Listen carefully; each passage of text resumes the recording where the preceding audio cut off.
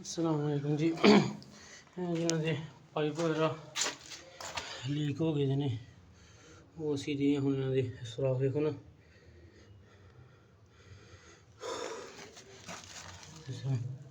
ਜ਼ੰਗ ਲਗਾ ਸੀ, ਅਸੀਂ ਉਹਨੂੰ ਚੇਂਜ ਕਰਨ ਦੇ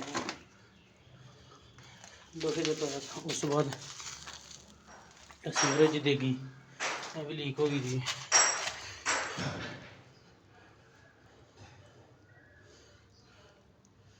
ਲੀकेज होए ने